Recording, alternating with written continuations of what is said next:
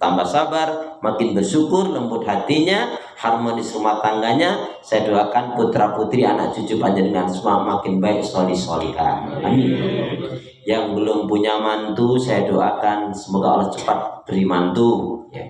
Yang belum punya cucu, saya doakan semoga Allah cepatkan diberi cucu. Ya. Yang punya hutang segera dilunasi. Ya. Kenapa? Karena Rasul nggak mau mensolatkan orang yang mati dalam keadaan memiliki hutang sampai ada yang menanggungnya. Tema kita hari ini adalah 5 kecintaan bagi seorang mukmin.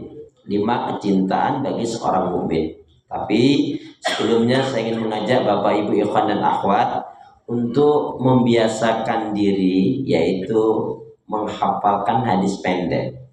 Karena memang salah satu bukti cinta kita kepada Nabi adalah kita ya banyak bersolawat kepada Nabi, beribadah sesuai dengan tuntunan Nabi, menghidupkan sunnah Nabi. Dan sampai nanti kalau ditanya oleh malaikat, berapa hadis yang kamu hafal? Katanya kamu cinta kepada Nabi. Tidak tahu, karena ustaznya mungkin belum ngajarin. Jadi juga biar kita dapat banyak ilmu, jadi kita akan hafalkan hadis pendek. Ya, mohon maaf, ini nanti yang nggak hafal ya pulangnya terakhir ya. Tapi kalau yang hafal banget, lancar banget, nanti boleh pulang duluan. Itu nanti kayaknya saya itu nanti ya. Astagfirullahaladzim. Boleh ikutin saya, kita baca hadis pendek dulu, hafalkan hadis pendek ini. Pokoknya keluar dari majelis ini yakin satu hadis pendek kita hafal. Bismillahirrahmanirrahim. Qala Rasulullah sallallahu alaihi wasallam. Kullu ma'rufin sadaqah. Kullu ma'rufin sadaqah. Kullu ma'rufin sadaqah. Setiap kebaikan itu nilainya sedekah. Setiap kebaikan itu nilainya sedekah. Baik ya, siap ya. Kullu ma'rufin sedekah. Maksudnya kalau saya bilang siap ya, saya Arabnya hanya dengan Indonesianya ya. Dan sebaliknya tentunya ya. Baik, setiap kebaikan itu nilainya sedekah. Kullu ma'rufin sedekah. Ya, Masya Allah ya, nggak nyampe 2 menit sudah satu hadis tuh. Kalau 1 jam berapa? Nggak tahu juga. Jamaah sekalian, setiap kebaikan itu nilainya sedekah. Kullu ma'rufin sedekah. Hadis ini sahih dari Imam Bukhari. Hadis ini sangat pendek dan mengajarkan kepada kita banyaklah kita berbuat kebaikan. Dan seorang muslim mukmin yang baik hatinya, iman, ibadah, akhlak dan ilmunya, dia selalu menyibukkan dengan banyak kebaikan. Jangankan melakukan keburukan, berpikir untuk berburuk aja tidak mau. Tetapi hadis yang pendek ini juga dikaitkan dengan satu hadis Nabi yang lain, man kana yu'minu billahi wal yawmil akhir falyaqul khairan aw liyasmut. Barang siapa yang dia beriman kepada Allah dan hari akhirat, hendaknya berkata yang baik, kalau nggak diam. Dan ini adalah butuhnya pembiasaan diri. Dan kata kunci dalam kebaikan itu apa? Bisa karena biasa dan membiasakan diri dengan minta pertolongan kepada Allah. Bisa karena biasa dan membiasakan diri dengan minta kekuatan pertolongan kepada Allah. Contohnya, kalau kita memulai sesuatu mengucap Bismillah, dapat anugerah, alhamdulillah. Kena musibah, innalillah. Ingat dosa, astagfirullah. Berjanji, insyaallah. Berjumpa, assalamualaikum. Melihat sesuatu yang mentakjubkan, ayo, subhanallah, masya Allah, masya Allah. Sekali lagi, memulai sesuatu, Bismillah. Dapat anugerah, alhamdulillah. Kena musibah, ingat dosa, berjanji, berjumpa, assalamualaikum. Bila sesuatu yang mentakjubkan, masya Allah. Dapat rezeki, bagi-bagi. Wa mimma razaqnahum yunfikun. Kan alhamdulillahnya sudah di depan tadi. Ya. Jadi dapat rezeki, bagi-bagi. Ayatnya jelas kok. Wa mimma razaqnahum yunfikun, gitu maksudnya ya. Baik, 5 kecintaan bagi seorang mukmin. Kita kaji, kita belajar bertahun-tahun kalau kaitannya cinta ternyata hanya dalam 5 hal ini.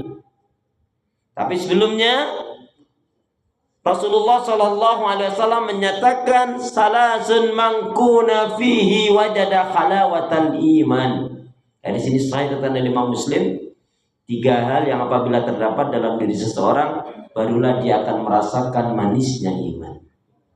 Jadi kalau kita dalam ibadah, sholat, zikir, baca Quran, dan ibadah yang lain kok kita tidak merasa nikmat, mungkin masalahnya 3 hal ini belum ada pada diri kita.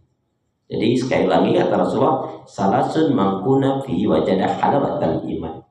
Yakunallahu wa rasuluhu ahabba ilaihi bima siwahuma. Yang pertama, ya, siapapun kalau dalam dirinya ada, maka dia akan merasakan manisnya iman. Yang pertama, lebih mencintai Allah dan Rasulnya di atas segala-galanya. Jadi cinta suami, cinta istri, anak, orang tua boleh saja. Panjenengan punya mobil baru, cinta dengan mobil baru itu boleh. Yang penting hanya sampai batas garasi saja, nggak boleh dimasukin ke dalam hati. Lagi nggak cukup lagi. Jadi lebih mencintai Allah dan Rasulnya di atas segala-galanya. Yang kedua, mencintai saudaranya muslim mukmin karena Allah, bukan karena dunia, bukan karena nafsu, bukan karena fisik. Sehingga orang yang betul-betul saling mencintai karena Allah ini landasannya ta'awanu 'alal birri wat taqwa wa la ta'awanu 'alal ismi wal udwan. Tolong menolonglah kalian dalam kebaikan dan takwa, dan jangan tolong menolong dalam dosa dan permusuhan. Dan kita harus betul-betul punya prinsip dalam ini. Kalau bersahabat, bergaul tidak menjadikan kita baik, tidak menjadikan dekat kepada Allah, bahkan bisa merusak, lepaskan itu. Kenapa? Karena kita punya prinsip dalam persahabatan, pergaulan, lebih baik punya 1000 teman yang semuanya baik, solih solihah, daripada 1 teman udah buruk, jahat lagi. Alhamdulillah nih. Jadi mencintai saudara muslim mukmin karena Allah, bukan karena dunia, bukan karena nafsu, juga bukan karena fisik. Kemudian tertanamnya dalam kalbu kita kebencian, tertanamnya dalam kalbu hati kita kebencian terhadap semua kekufuran, kekafiran, kemungkaran, maksiat, dosa, dan segala sesuatu yang dilarang, diharamkan oleh Allah, lepaskan. Karena kalau nggak seperti itu, nggak bisa kita menjadi orang mukmin yang betul-betul mukmin, nggak bisa betul-betul dari orang yang betul-betul mencintai Allah Subhanahu wa Ta'ala. Nah, itu kaitannya dengan hadis Nabi. Jamaah sekalian, mungkin ada yang masih ingat ungkapan tentang cinta. Bapak mungkin mengungkapkan tentang cinta, Bapak ungkapan tentang cinta. Ya.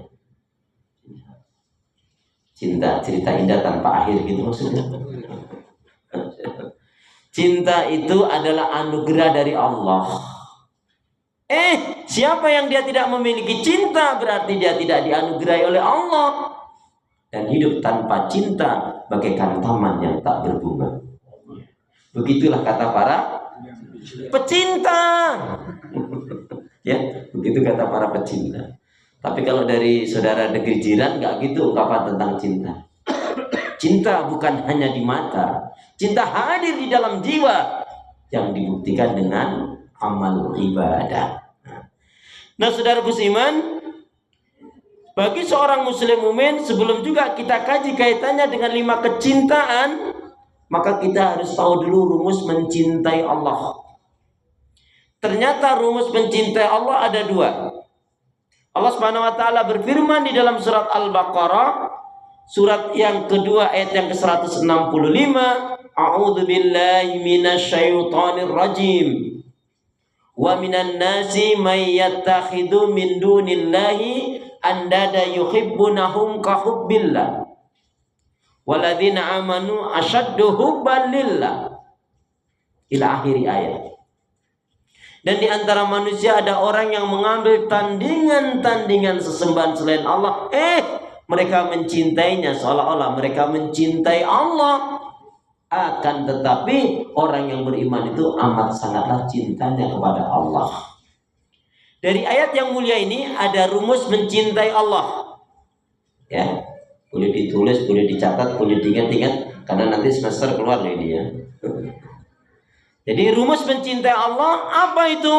Yang pertama, mencintai apa-apa dan siapa-siapa yang Allah cintai. Mencintai apa-apa dan siapa-siapa yang Allah cintai. Maksudnya gimana?